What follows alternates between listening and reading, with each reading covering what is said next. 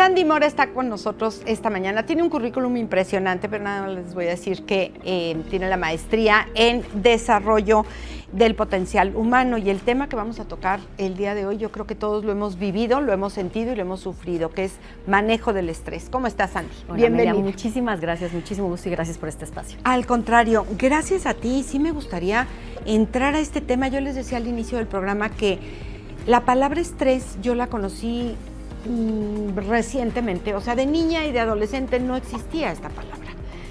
¿Cómo se define el estrés? ¿Qué es? Mira, el estrés es una respuesta natural del organismo para sobrevivir. Entonces, de entrada, tenemos como una concepción del estrés muy negativa. Y en realidad el estrés es un mecanismo de supervivencia que ha servido, y gracias a él estamos hoy aquí, ¿no? Es este mecanismo que detona el miedo y que hace que nos pongamos alerta y que podamos defendernos o salir corriendo para evitar el riesgo. Pero entonces está dentro de nosotros, porque es muy frecuente escuchar, es que fulanito me estresa, es que el tráfico me estresa, como si todo fuera culpa de afuera. Fíjate que tenemos esa tendencia como a echarle la culpa a todo. Claro, es padrísimo. La realidad es que sí hay estímulos obviamente reales que nos pueden generar esta alerta máxima para sobrevivir, claro que sí, ¿no? Si estamos de repente frente a un asalto, si estamos frente a un precipicio, etcétera, claro que se va a detonar la respuesta del estrés. Lo que sucede con el ser humano, porque el estrés es una respuesta que tienen todos los animales, lo que sucede con el ser humano es que tenemos este cerebro maravilloso que nos ayuda a viajar al pasado, a viajar al futuro, a imaginar. Y entonces lo que pasa con un animal, por ejemplo una cebra, que las ataca una manada de leonas, salen corriendo, se detona la respuesta al estrés. Patas, ¿para qué las quiero? La sangre a las piernas, el corazón bombeando al máximo, adrenalina, noradrenalina, cortisol, etcétera, y salvan la vida, ¿no? Y entonces salvan la vida. Y lo que hacen para disminuir la carga de todos estos químicos que quedaron en el cuerpo es se sacuden, se reúnen en manada, eso nivela y baja los niveles de estrés y luego se ponen a rumiar nuevamente como si nada. ¿Qué pasa con el ser humano? Que después de una situación así, lo que nos quedamos rumiando son nuestros pensamientos. Y si hubiera pasado, y viste, y no sé qué, y si vuelve a pasar, y entonces son nuestros pensamientos lo que hace que esa respuesta de estrés y toda esa química se quede activada en el cuerpo. Y eso es lo que nos enferma, y eso es lo que nos mantiene después con ataques de ansiedad o con ataques de pánico o con depresión. ¿Qué tendríamos que hacer, Sandy? Mira, hay muchas técnicas muy simples que a veces por simples se nos olvidan. Sí. Lo primero es respirar.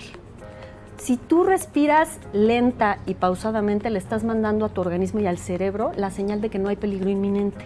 Porque cuando estamos en peligro es, ¿no? Y eso estimula la respuesta al estrés. Entonces, cuando tú respiras lento y pausado, hay una respiración que se llama de cuadro, que usan incluso los Navy SEALs en la Armada de Estados Unidos, respirar que es en 4. Inhalas en 4, sostienes en 4, exhalas en 4, sostienes 4, y haces esa respiración 3, 4 veces de manera consciente y tus niveles de cortisol se van a reducir. Bueno, la recomiendan hasta para el insomnio. Para todo. O sea, te relaja. Hay otra respiración que es inhalar 2 y exhalar 1 pausado, ¿no? Y haces 2 o 3 veces. El tema es respiración consciente que le mande a la señal al cuerpo y al cerebro de no estoy en peligro de muerte. Y eso va a ayudar a bajar.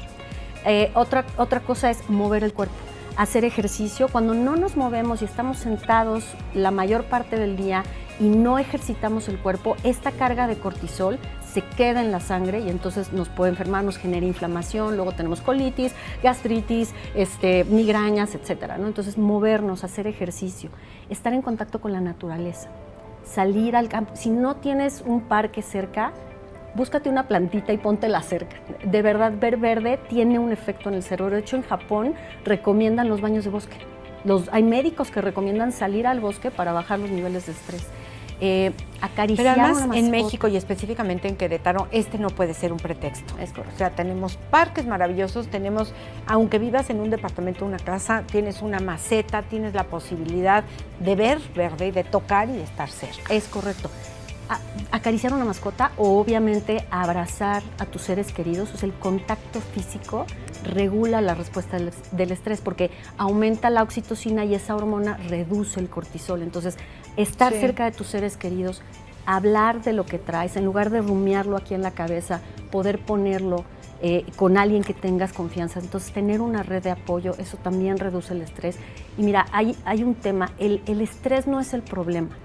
Lo que es el problema son dos cosas. Uno, la falta de recuperación y la manera como nosotros visualizamos el estrés.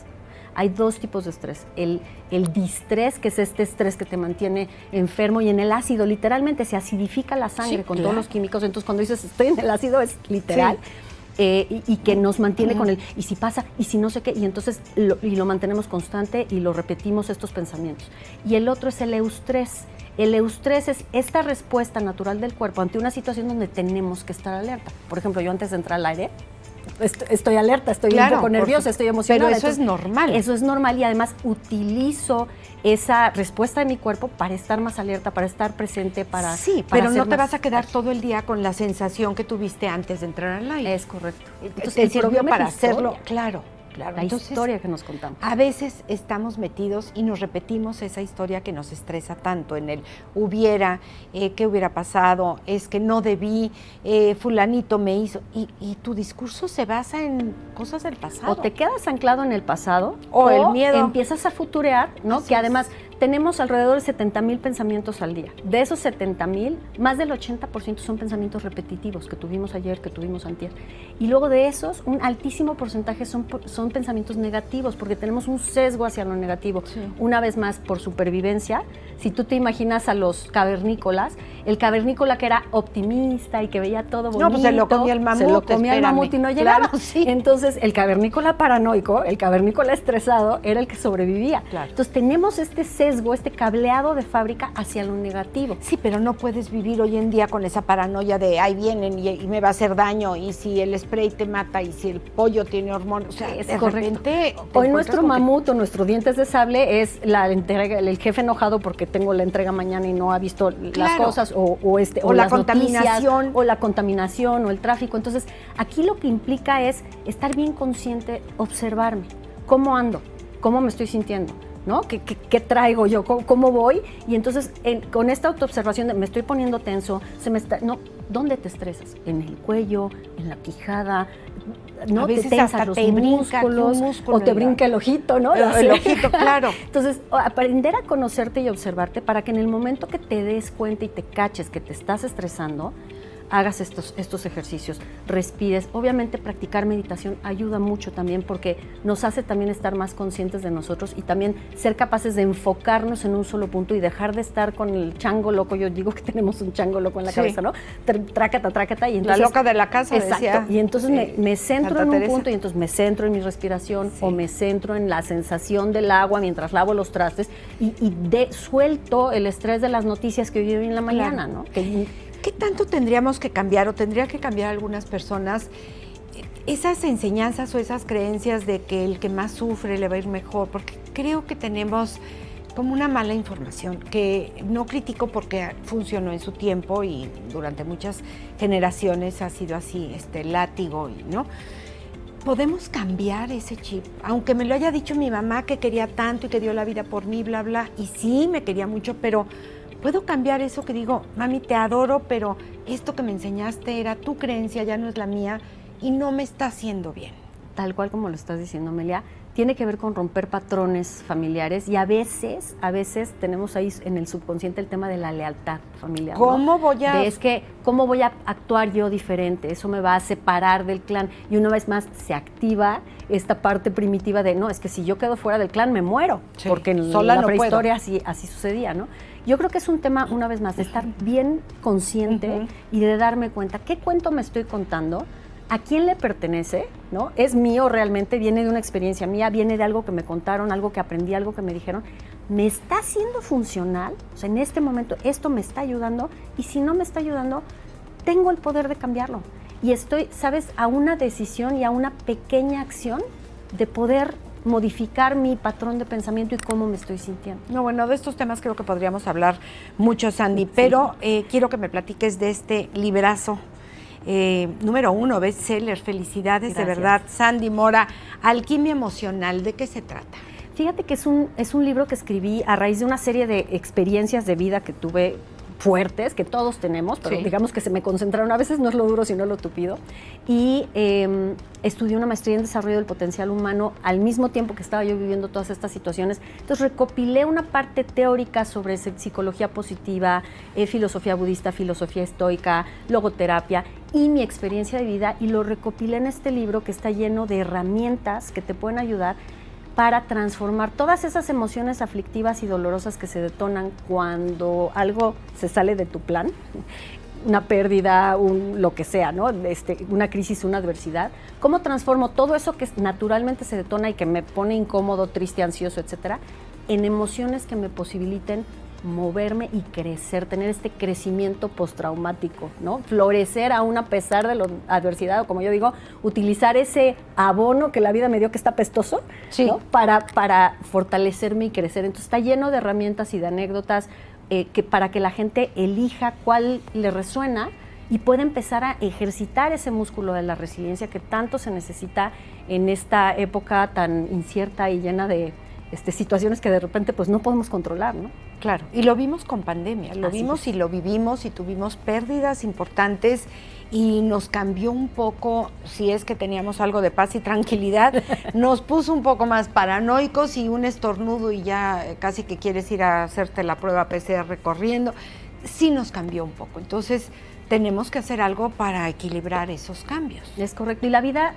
pasa y las cosas suceden y todo tiene que ver con tener conciencia de cómo me estoy contando yo la historia y eso que tanto me posibilita salir adelante o quedarme estancado. Y de eso va el libro, de cómo ejercitar y cablear nuevamente tu cerebro para que veas posibilidades, para que hagas de los problemas oportunidades, para que tejas este tejido más optimista y nos salgamos de este sesgo negativo que tenemos y aprendamos a, gracias a la neurociencia se puede, ¿no?, crear un nuevo patrón de pensamiento mucho más positivo y que te ayude a salir adelante. ¿En dónde encontramos el libro, Sandy? El libro lo pueden encontrar en Amazon, está en versión física y en versión electrónica. Perfecto. Lo pueden encontrar en cualquier plataforma de audiolibro también.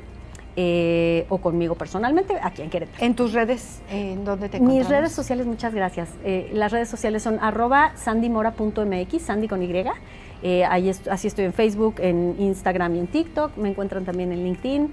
Ahí está en pantalla y ese es tu teléfono, ¿verdad? 442-442-6031. Así es. www.sandy-mediomora.com. Muchísimas gracias, Sandy, gracias, de verdad, Amelia, un placer conocerte, un honor tenerte aquí en el programa. Muchas gracias. Y bueno, esperemos que colabores con nosotros en estos temas. Pues yo creo que venimos a ser felices, aunque nos habían dicho que no tanto. No, sí venimos a ser ¿verdad felices que sí? Y hay mucho que platicar sobre esas lealtades. Y hay un libro para tu público si lo quieres ¡Ay, regalar. qué bueno! Sí. Claro, se me había olvidado. A la primera persona que nos escriba a través de nuestro WhatsApp y que nos diga quiero el libro de Sandy Mora, con mucho gusto le vamos a obsequiar este ejemplar que nos hizo favor Sandy de dejarnos. 442-676-0392. La primera persona que nos escriba y nos mande el mensaje, el libro es suyo. Muchísimas gracias. Y nosotros vamos con Esteban Buquet, que ya está más que listo, nuestro reportero de confianza.